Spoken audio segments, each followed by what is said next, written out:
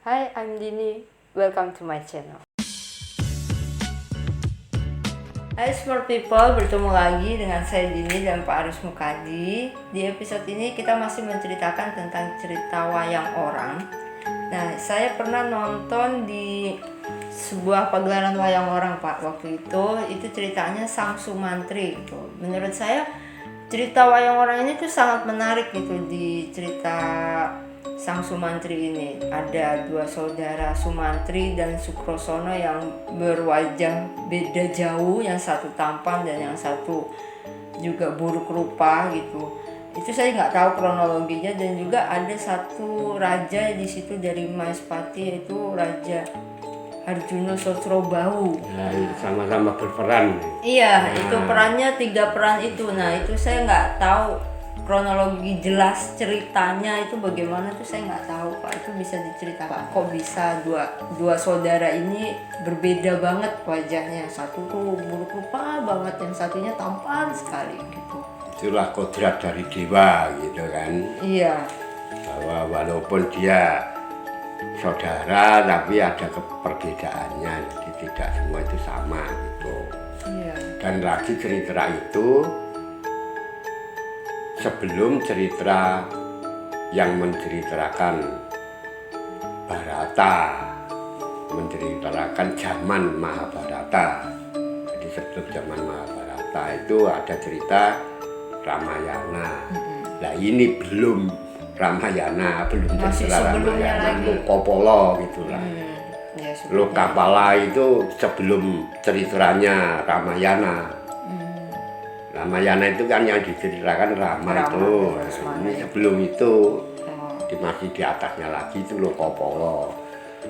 Lokapala itu kekuasaan atau derajat dewa dalam satu kelompok. Ya seperti jabatan dewa gitu sih. Indra itu jabatannya adalah penguasa dewa. Raja dewa. Terus Baruna itu adalah raja laut. Terus Yama Dipati itu penguasa dari neraka gitu, Kawah Candra Dimuka. Dan satu lagi Wera itu raja kekayaan, dewa yang menguasai kekayaan. Tuh Lokapala. Nah, pada zaman itulah ini terjadi. Nah, zaman itu ada seorang raja turunan dewa, jadi manusia setengah dewa, itu yang bernama Dewangkara. Prabu Dewangkara itu punya anak Dewanggono. Nah, Prabu Dewanggono itu punya anak 2, Dewasana sama Dewatama. Dewatama ini nanti menurunkan Resi Gutama, terus Anjani, Subali, Sugriwa. Terus si Dewasana ini menurunkan 2 orang, Prabu Hirya sama Wisagni. Nah, Prabu Hiryanya ini mempunyai anak atau keturunan namanya Kartawirya. Nah, si Wisagni ini punya anak Suwandagni atau Suwandagni. Nah, si Kartawirya ini punya anak si Arjuna Sasrabawi itu. Sedangkan yang Suwandagni ini punya anak si Sumantri yang nantinya juga disebut Patih Suwandagni maksudnya. Wisagni itu punya anak si Jamodagni.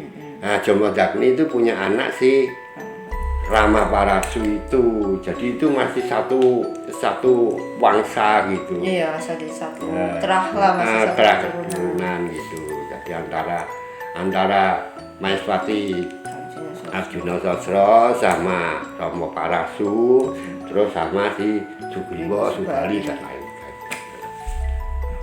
Itu pada suatu ketika ini ceritanya. Ya, saya sebagai sutradara dulu pernah mencoba untuk mementaskan dan saya tambah dengan bobot. Jadi tak kasih bobot ceritanya agar lebih jelas lagi. Lebih detail ya Pak ya, bisa dipahami lagi. Jadi kalau cerita itu saya awali dari Raja Alengka Prabu Maliawan itu punya niat untuk menguasai dunia. Jadi tidak seperti dewa kan tadinya yang menguasai dunia tiga itu kan tiga dunia itu kan yang menguasai dewa. Nah ini dia ingin menguasai yang di Marcapada ini, yang di dunia ini, sampai dengan kehidupan orang lain juga dikuasai dia. Ini nggak boleh kan, mengembari tandingan gitu lah, tandingan dewa. Ini Wisnu datang turun untuk menghabisi mereka yang berbuat jahat itu. Perang sama Bathara Wisnu. Perang sama Bathara Wisnu sampai dilepasi senjata sakra, dia jatuh dan berubah wujudnya menjadi gunung, maka suka dinamakan Gunung Maliawan. Nah, itu yang nantinya buat mesanggerah buat para monyet-monyet anak Kera-keranya. Tuh. Nah setelah ini mati, senjata cakra ini melesat, jadi habis mengenai sasarannya melesat, tidak ditarik kembali. Nah, kalau dilihat manusia itu secara kebetulan gitu, tapi kalau ini dewa yang melihat ini sudah jadi kepastian kodrat, kepastian dewa. Sudah takdirnya ya Pak. Dipastikan itu harus dilepas ke sana. Nah, lepasnya itu ke pertapan Argosekar. Di Argosekar situ ada Suwandagni dengan istrinya. Nah, ini pada waktu itu dia mau melahirkan istrinya. Nah, mau melahirkan, senjata cakra yang melesat itu tadi masuk ke istrinya itu, istrinya Suwandagni itu. Sampai dia lahir menjadi Sumantri, lahir sudah punya senjata. Senjata cakra itu. Senjata cakra. Sumantrinya ini kan nanti perang pakai itu, jadi pusaka ampuh, pusaka andalan dia. Bukan panah? Panah. Ya pusaka kan pusaka panah ada pusaka. Cakra. Iya cakra. Jadi pusaka cakra itu yang berbentuk panah tapi ujungnya sini ini bergerigi. Nah itu kadang digambarkan di mana-mana itu gerigi buderan gitu. Nah itu kan sudah beda, coba lihat. Kalau di India kan begini. Nah kalau di wayang orang atau di wayang kulit kan cuman dipegang panah gitu ujungnya gitu kan. Iya. Nah, Oke. Nah, itu wujudnya di mana saja wujudnya pokoknya itu yang digunakan gitu kan. Tuh itu lahir. Nah, si Bathara Wisnu memerintah bawahannya yang namanya sedulur Wisnu atau kadang Wisnu. Kadang Wisnu itu ada 5 ya. Kadang Wisnu itu seperti kadang Bayu apa gitu loh. Kadang Bayu kan ada Gunung Mainoko, ada Gajah Situbondo, ada Jajak-Werko, ada Mangkurat, Kanoman itu gitu. Asisten-asistennya lah ya Pak. Ya, pokoknya yang membantu pekerjaan Wisnu untuk membuat sejahtera atau membuat ketentraman lingkungannya. Tuh kan Wisnu kan tugasnya kan memayu hayuning jagat, memayu hayuning bawana. Nah, ini membantu Wisnu itu untuk memperindah dan melestarikan bumi dan angkasa dan kayangan itu. Kadang Wisnu siapa aja? Kadang Wisnu ya ada Wisnu Maya, Wisnu Bodro, Wisnu Anjali, Wisnu Kapirawa, terus ada Wisnu Kara, ya kan? Wisnu Kara itu untuk raksasa. Nah ini yang agak ya ini di tempat raksasa ini kan angkara murka, ini dicontoh ketentramannya sama anunya rada sulit. Nah ini suruhan nih Wisnu Anjali. Wisnu Anjali yang untuk pendeta toh. Nah ini disuruh untuk memperhatikan, mengawasi senjata cakra Wisnu yang terbang ke Sekar. Nah, sampai di sana ternyata sudah dibawa lahir sama Sumantri. Nah, dia menunggu itu, mengawat-awati masuk ke dalam ibunya Sumantri lagi. Terus jadi dia punya anak yang namanya Sukosrono. Wisnu Anjali itu bentuknya Bentuk dewa. bentuk dewa kan? Dewa. Maksudnya Brahmana. Bentuknya Brahmana. dewa tapi yang golongan Brahmana. nah, kok Sukrasana lahirnya mukanya gitu? Kalau yang tak tonton itu dia ditaruh di hutan terus diituin sama jin di situ gitu loh. Maksudnya Ya. dibuat Ya, perebutan karena- mungkin mukanya jadi gitu. Ya mukanya jadi gitu kan karena dandannya itu hanya siripnya merah, putih dan lain sebagainya. Tapi sebenarnya ya seperti orang wajahnya, cuman raksasa ya belepotan Iya, hancur itu. gitu.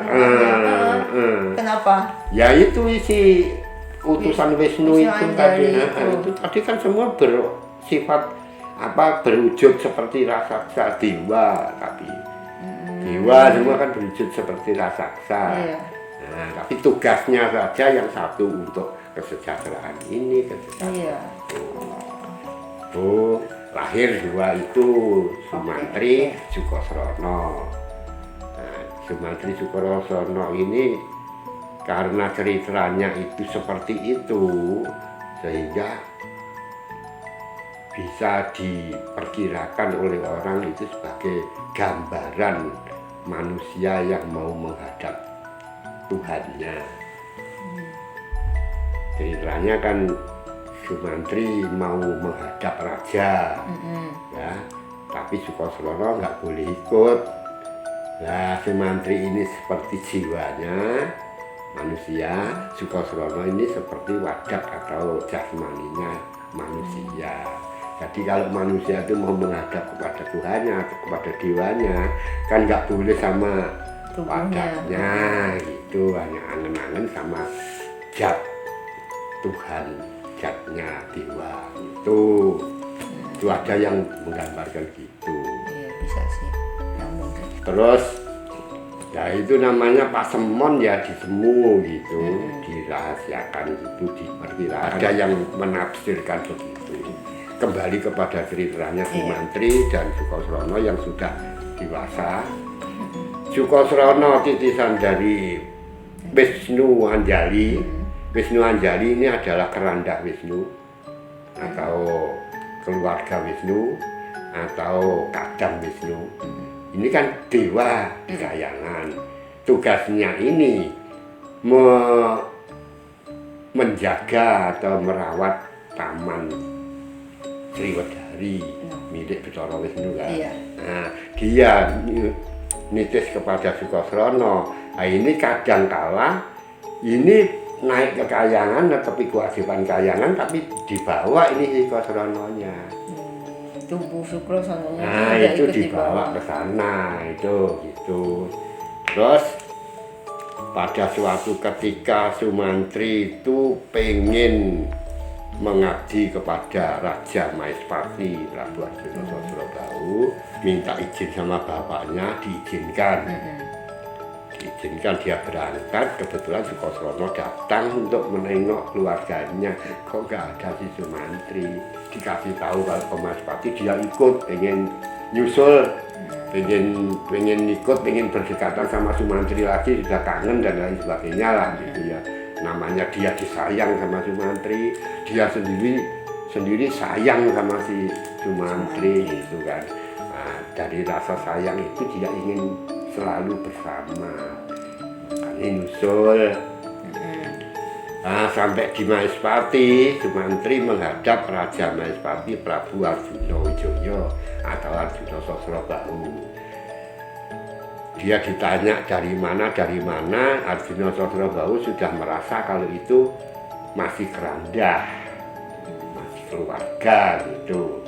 Sumantri sendiri tidak berani mengatakan masih keranda, nanti kalau diterima karena masih keranda kan tidak semurni kalau dia tidak mengatakan itu. Jadi kalau ditompo ya ditompo bukan karena itu, bukan pakai surat wasiat gitu.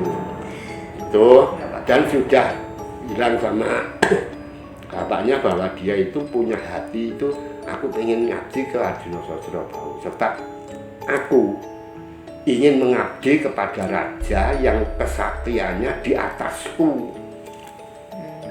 Nah gitu, dia mengabdi ke situ, ya kamu bisa tak terima, dikasih syarat.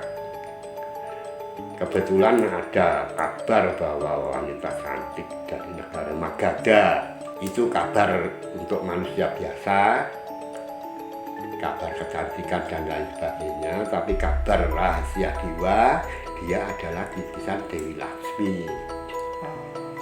Dewi Laksmi yang sudah berwujud Widowati, makanya namanya Sri Widowati, itu istrinya Wisnu. Itu nitis di Magadha itu. Nah, ini disuruh si Sumantri, kamu melamar dia mau tak jadi istriku. Sedangkan si Arjuna Sosro ini juga termasuk titisan Wisnu. Titisan Wisnu itu tidak selamanya kan, berarti bertahap dan kadang kayak orang kesurupan gitu kan. Kadang keluar. Nah, gitu. Ini Wisnu tahu kalau itu Widowati atau Sri Laksmi, suruh lamar. Kamu tak terima kalau kamu bisa melamar, nama manusianya Citrawati, titisan Dewi Sri Widowati. Suruh lamar, sanggup, Sumantri berangkat sampai di Magadha. Di sana sudah banyak para raja satria yang menginginkan Dewi Citrawati itu. Sampai di sana merasa bingung ini si Citrawati sama adiknya Citragodo namanya. Nah ini kalau diterima satu ada aja yang enggak terima, mesti terjadi perang. Padahal ini negara ini ceritanya ya yang ngeri juga lah, itu beberapa negara gede gitu. Nah, Sumantri ini memberi jalan keluar. Sudah begini, dibalik saja sayemboronya diganti sayemboro perang. Saya yang menjadi bantennya, jadi yang mengadakan sayemboro itu siapa yang bisa mengalahkan saya itu berarti dia berhak mendapatkan Citrawati. Sampai jadi perang, gereng, para raja menang kalah sama si Mantri. Nah, kalahnya para raja itu takluk kan sama Sumantri, jadi kekuasaan Sumantri. Nah, Citrawati mau diboyong, saya ada permintaan syarat untuk pernikahan. Saya mau diperistri oleh Arjuna Sosro. Tadi tahunya kan dia yang melamar si Sumantri. Nah, saya mau kalau Arjuna Sosro menghendaki saya, syaratnya saya pulang ke tempatnya Arjuna Sosro harus diiring oleh Putri Domas. Putri Domas itu Domas itu jumlah. Jadi Putri Domas itu Sadomas itu 800. Nah, itu harus diiring itu. Wah, Sumantri piye ini mau boyong, dia mau diboyong kalau dibawa itu. Nah, dia bisa minta bidadari, terus bisa juga minta para raja yang takluk itu dipaksa untuk keluarganya, kerabatnya yang putri suruh bawa. Benar, semua datang ke kerabatnya gitu, ada bantuan dari mana-mana. Akhirnya sampai dengan 800. Bisa ini diboyong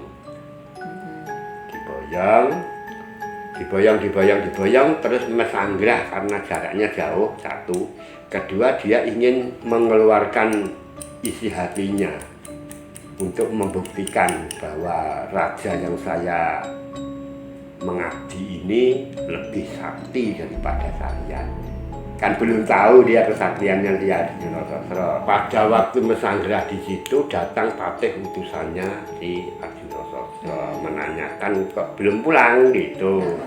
Nah, si Sumantri menjawab, kalau gustiku si Arjuna Sosro menginginkan Dewi Citrawati harus bertanding dulu sama saya, karena di sini tadi ada sayembara perangnya. Jadi jangan sampai sang raja itu cuma suruhan saya, tapi untuk memiliki Citrawati. Jadi kurang berwibawa, kurang menunjukkan bahwa sang jadi rajanya kayak itu kurang laki ya. kurang laki-laki ya gitu. Oh gitu maksudnya. Ya ini prajurit Maespati sudah marah sama gitu. Ya toh prajuritnya kan mesti marah, rajanya itu. Tapi itu disabarkan sama Arjuna. Jangan, dia tidak melawan Maespati, dia tidak melawan rakyat Maespati, tapi dia melawan saya untuk minta perang tanding. Ini ada maksudnya dia ini. Jadi itu tidak tahu maksudnya dia ini menghendaki Citrawati sendiri atau punya maksud lain gitu. Citrawati udah di tangan dia kok nggak dikasih itu. Berangkat ini sih ya Dinososo menemui Sumantri, makanya Sumantri menemuinya ya tetap sopan sebagai rajanya. Sampai terjadi perang tanding, rame perang itu lah. Bapak datang ke sana ya? Itu rame perangnya gitu, sama-sama kuat. Karena sini Itisan Wisnu, sana juga membawa senjatanya Wisnu, itu kan juga sudah mendapat restu dari Wisnu. Ya hanya bedanya ini si Arjuna Sosrobau bisa triwikromo seperti perbuatan Wisnu. Triwikromonya itu jadi raksasa bertangan 1000. Nah, itu jadi dan itu senjata sakrat mau dilepaskan ya hilang kekuatannya. Umpama ada yang melepaskan cek itu kena ini ya hilang, begitu miliknya si Arjuna Sosro kan Wisnu. Itu kalah si Sumantri. Kalah ditanya, kamu pengen sendiri apa gimana sih itu Citrawati ini kamu tidak? Bukan, saya sudah berjanji dalam hati saya ingin mengabdi kepada raja yang kesaktiannya lebih dari saya. Kalau saya mengabdi kepada raja yang kesaktiannya di bawah saya, lah ngapain saya mengabdi? Iya betul. Nah gitu, oh gitu maksudmu. Oke lah kalau gitu. Terus dia diajak pulang ke rumah. Arjuna Sosro ini sudah punya istri, sudah punya permaisuri. Oh udah punya. Sudah punya permaisuri lah pokoknya. Nah ini si Citrawati diboyong ke situ. Nah dia kok kurang enak gitu kalau berkumpul dua istrinya ini gitu. Dia minta lagi.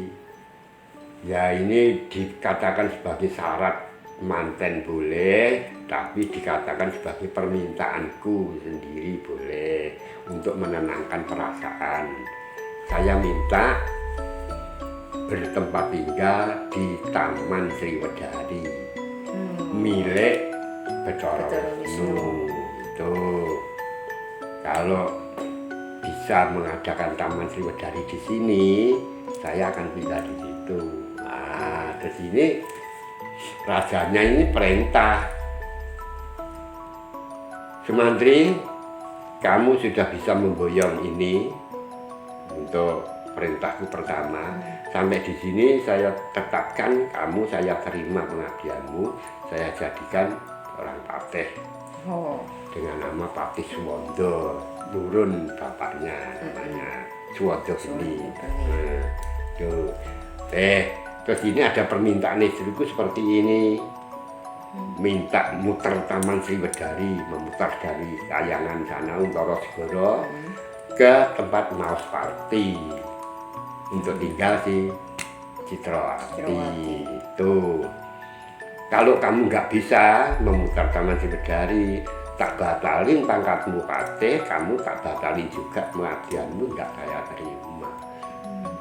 Mau bilang apa ya, dia sendiko, tapi sendikonya kosong, dia nggak punya pikiran saya bisa gitu, nggak punya. Bisa itu milik Dewa Wisnu lagi. Iya. Wah dia sudah keloyong-keloyong bingung, stres banget ini udah di situ.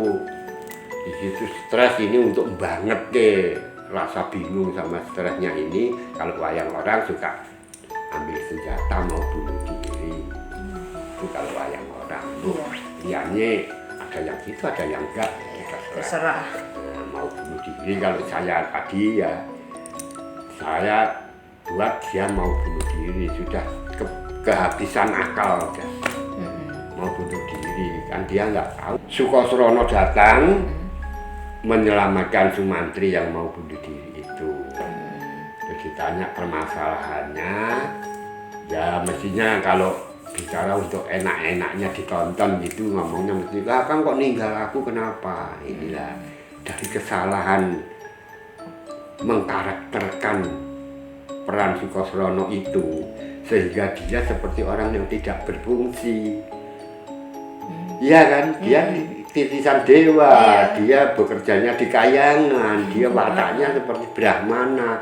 Tapi dengan wujudnya begitu gak mesti Kang aku seperti anak kecil gitu. Nah, itu dari itu kan terus bobotnya cerita kan terus kurang. Nah, itu kebanyakan gitu lah ya. Ada apa ini kan bunuh diri? Saya sudah sibuk ini, bingung karena saya mengabdi di sini. Dikasih syarat untuk mengabdi itu harus memboyong Dewi Citrawati. Sudah saya laksanakan, Dewi Citrawati sudah saya boyong sampai di sini. Terus ada permintaan lagi bahwa Dewi Citrawati menginginkan muter Taman Sriwedari, minta Taman Sriwedari yang ada di Kayangan Bathara Wisnu di Untara Segara itu berada di Maospati. Nah gimana caraku, ini tidak mungkin terjadi, aku nggak bisa, makanya sudah nggak ada jalan lain, aku sudah daripada nggak kecapean maksudku, bunuh diri aja lah, lebih baik mati saja gitu. Udah sekarang diusahakan itu, itu kan sudah lebih bijaksana, namanya sarana, suka sarana, gak memberi sarana, ini lebih bijak orang kok ngadu elu. Bawa itu apa, main apa, mobil-mobilan. Iya kan, jadi kayak kecil, cecep. anak kecil cacat gitu. Jadi kayak cecep. Hanya perlu memberikan nyanumnya, hanya perlu memberikan rasa kasih sayang dan rasa kasihan dengan cacatnya itu. Nah, jadi enggak dirasakan bahwa dia itu adalah titisan dewa dan lagi berwatak Brahmana gitu. Nah, sanggup dia pulang ke Kayangan. Pulang ke Kayangan, tamannya dengan sendirinya. Kalau itu yang bekerja itu dulur Wisnu, dengan sendirinya kan sudah diketahui Wisnu. Nah ini dia bongkar taman Saris, diputar sampai terjadi dengan gaib, so bimsalabim sampai di Maospati jadi taman. Ini sudah jadi ini, ya aku tak lapor sama aku ikut adiknya ini. No, jangan, dia kan sudah bertekad tidak akan membawa adiknya itu nanti malu dan merosotkan derajatnya dia kan, dia udah diangkat jadi patih dan lain sebagainya. Nah, kamu jangan ikut. Enggak, saya ikut, pokoknya jangan pisah lagi lah, aku sudah lama berpisah gitu. Gini aja, nanti dah kalau masalah taman ini sudah selesai, sudah diakui dan aku sudah benar-benar diterima mengabdi, karena aku dikasih jabatan patih, tapi kalau nggak bisa muter taman, aku akan dilepas jabatanku, akan tidak diterima sebagai abdi Di Maospati. Jadi kamu nggak usah ngetok dulu deh, sembunyi dia, sini lapor, tamannya sudah jadi. Citrawati pengen tahu bahwa putri-putri yang 800 orang tadi, para putri itu ingin memperhatikan tamannya, ingin melihat tamannya dan bersukaria di situ. Nggak taunya di bawah pohon kembang itu, bunga itu muncul wujudnya si Sukosrono. Karena lihat orang cantik-cantik dia juga ingin gitu. Nah, lihat gitu digodain apa gitu. Nah, ini kan takut ini jeret, wah geger, lapor sama Arjuna Sosro bahwa di taman ada raksasa yang rajanya terus langsung perintah Sumantri, Patih Suwondo, nah, gitu. Amankan taman, jangan sampai ada raksasa. Tuh, saya yang mengganggu penceraman para putri. Ya Sendika, dia tahu di situ adalah adiknya. Wah gimana ini kan, kamu suruh sembunyi malah ngetok, kawan Bali nggak mau. Udah sekarang kamu pulang aja deh, pulang aja nanti bisa dilaporkan bahwa kamu sudah nggak ada itu. Pulang saja, nggak mau aku nanti pisah nanti lama lagi gitu, nggak mau sampai dengan di agar-agari, sampai dengan berpura-pura marah gitu. Kalau kamu nggak pulang tak panah kamu malah jadi penghalang pengabdianku. Enggak, aku nggak mau, biar kapanpun saya nggak mau lepas ini.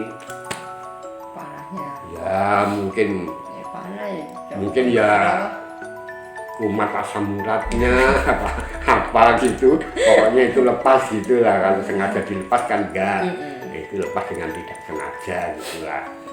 Tuh kena sih Sukosrono, jet Sukosrononya mati. Si yang menitis di situ sudah tahu akhirnya, wah ini sudah waktunya saya harus pulang untuk mengabdi kembali ke Wisnu itu kan, untuk mengabarkan bahwa senjata itu masih dipakai sama dia.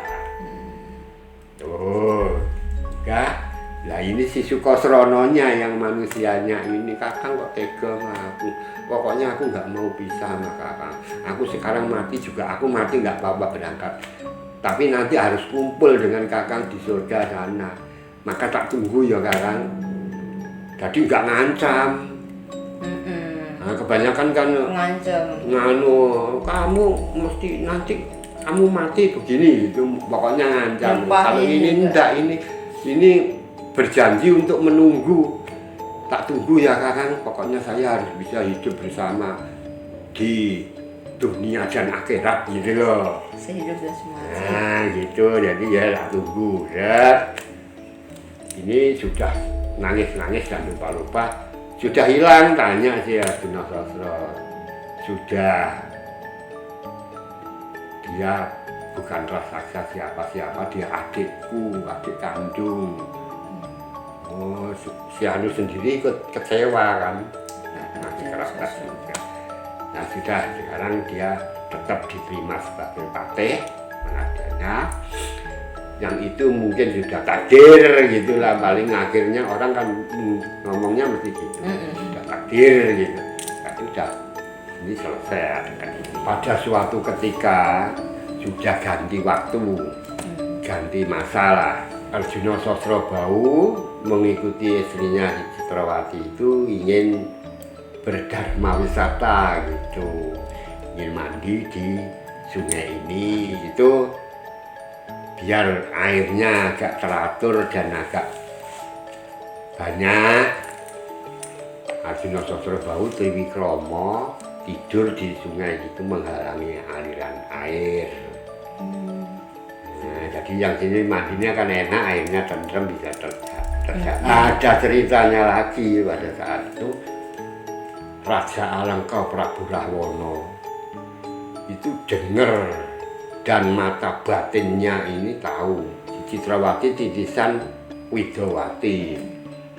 Nah, dari mata batin itu karena Rahwana itu pernah bertemu sama Widowati, dikejar-kejar sampean Kayangan sana, nah itu ditahan sama dewa, jangan lanjutkan, dikasih putri 3 menjadi istrinya Rahwana, Kumbakarna sama si Gunawan Wibisana.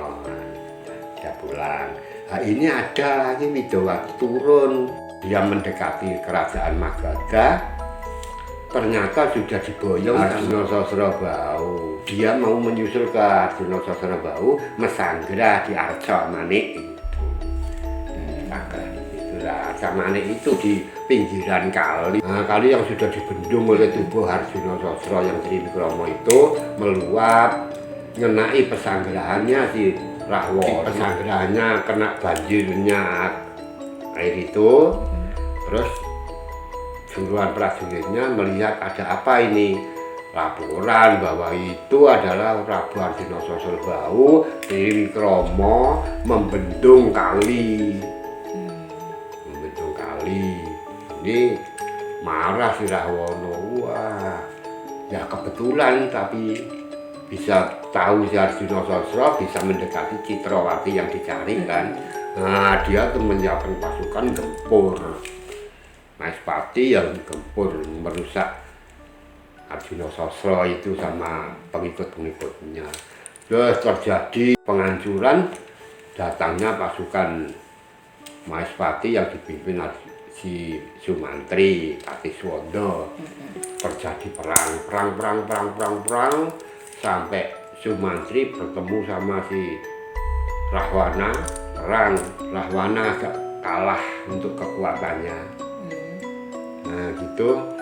Rahwana pada waktu istirahat kalau jago ditaruh mesti dibanyu dulu itu loh, dikasih air dulu, minum dulu lah pokoknya dia. Nah, pada waktu minum dulu itu si Sukosrono ini sudah merasa waktunya sudah ini kakak harus pulang, masuk ke taringnya Rahwana. Nah, Rahwana kan dalam keadaan masih perang. Nah, dengan minum itu merasa seger gitu, nggak tahu isinya ada taringnya udah. Sukosrono perang lagi sama Sumantri. Sumantri melihat gerak gitu, ngelepak dia mundur dikit gitu melihat si Sukosrono. Nah, dia mengenang Sukosrono kan, aduh Sukosrono gitu. Nah, dalam dia itu lengah, tangkap sama si Rahwana, digigit, akhirnya potol giginya, lehernya. dikirain gigi. Lehernya potol, jatuh di Sumantri, mati. Senjatanya cokro sudah tidak berfungsi lagi kan, tapi sudah dibuat manah Arjuna Sosro waktu Triwikrama. Nah itu udah nggak ada urusan dengan senjata, manusia biasa Sumantri mati. Halusnya Sumantri didatangi Sukosrono. Kakang sudah waktunya, ayo kita kumpul lagi. Ya kumpul tapi di kayangan, naik kayangan. Nah ini Sumantri mati. Cerita Sumantri Sukosrononya sudah sampai sini. Lanjutannya cerita ini tadi, matinya itu kan jadi marahnya si Arjuna Sosro. Nah Arjuna Sosro memerangi Dasamuka dia jar itu sama Arjuna Sosro kalah hati. Diajar sampai dengan ditangkap, diikat di keretanya Arjuna Sosro, ditarik terbalik kereta gitu. Wah tulung-tulung itu sampai keraton gitu. Sampai di situ mau dibunuh, termasuk leluhurnya atau kakeknya Bathara Pulasta. Dewa Bathara Pulasta itu punya anak ini sampai mempunyai anak Rahwana apa itu minta maaf supaya si Rahwana dimaafkan. Sebab kalau dilihat itu Rahwana ya memang begitu, baru disuruh begitu sama dunia gitu kan. Nah ini dimaafkan. Nah, namanya orang nggak punya otak baik ya, dimaafkan gitu nggak terima kasih malah ngancam, awas lu pembalasan gue gitu. Angkat dia pergi, Arjuna Sosro di sini nengok, kok nggak kelihatan istri-istrinya dan keluarga putri.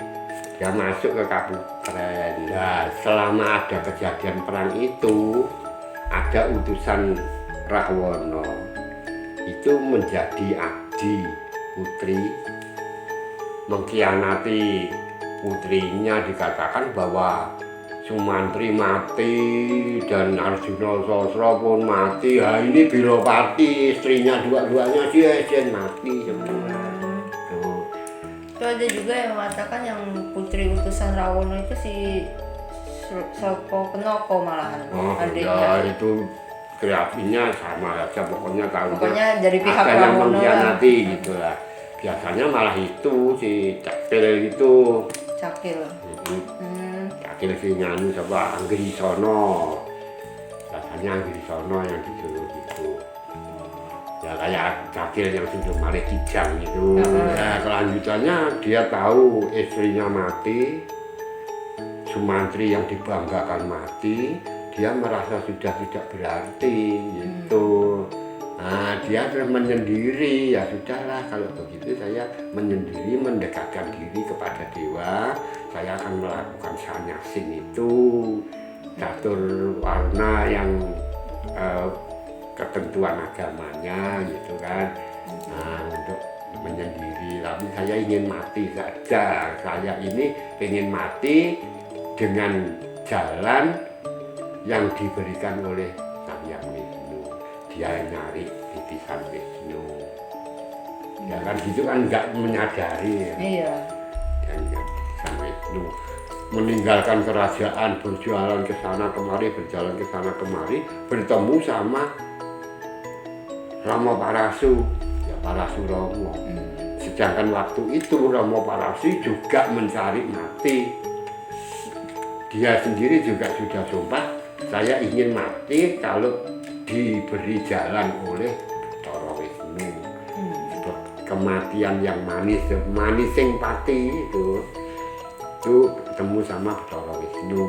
Itu kayaknya temu antara Rama Parasu sama Arjuna Sosrobahu.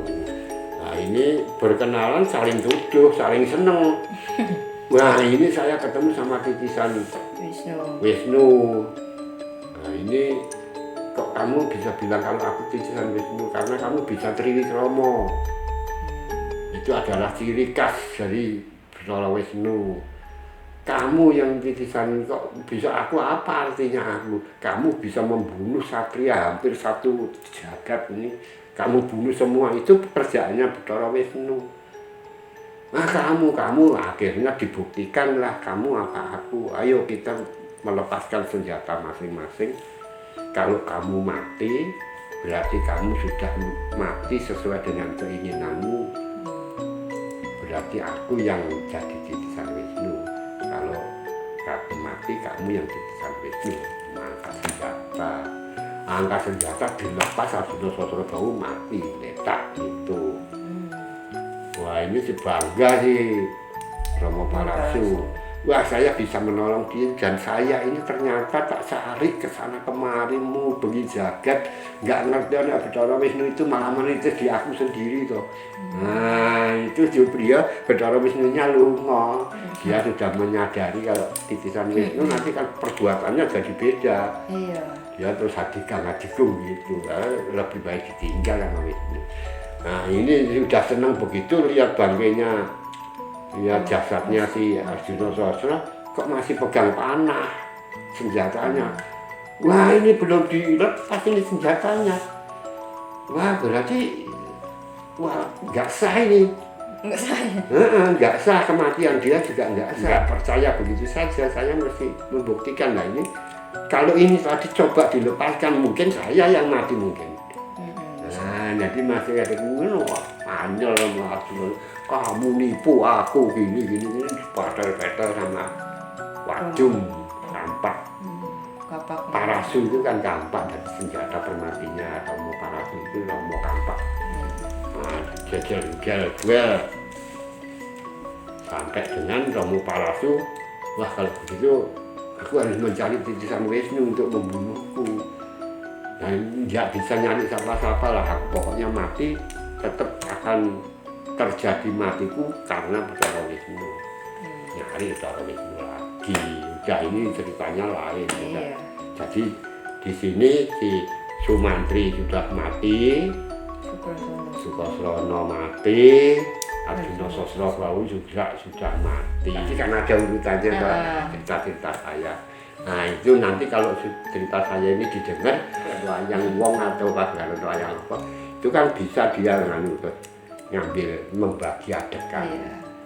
Supaya tahu silsilahnya juga. Menata adegannya terus dibuat gimana gitu. Jadi Iya, untuk kan kita baru membicarakan wayang wong sama ketoprak kan. Nah, ini wayang wongnya ini cerita ini mungkin bisa dikembangkan lagi untuk memperbanyak cerita, untuk memperbanyak penonton gitu. Gimana caranya menarik penonton gitu ya Pak ya, kreativitasnya bisa dibuat sendiri. Apapun kalau untuk pementasan wayang wong atau untuk pementasan wayang kulit. Padahal dia juga masih sepupuan ya Pak ya, nama Parasu sama Arjuna Sosro itu. Iya, ya sama seperti yang saya katakan bahwa Bro Wijoyo masih keturunannya ini apa itu gitulah itu biasa toh kita itu kalau ada yang berhasil gitu dicari ini keturunan siapa, kalau bisa keturunan orang baik gitu kan. Itu sudah jadi kebiasaan orang-orang Kita. ya orang-orang Nusantara. Iya. Ya kebiasaan orang. Ada profesor yang mengatakan ini ditulis lagi semoro nek ora ditambah ono. Jadi maksudnya ini cerita ini ditulis lagi ya tidak mungkin kalau tidak ditambahi. Iya betul, pasti ada yang campur tangan, pasti banyak yang nambah juga.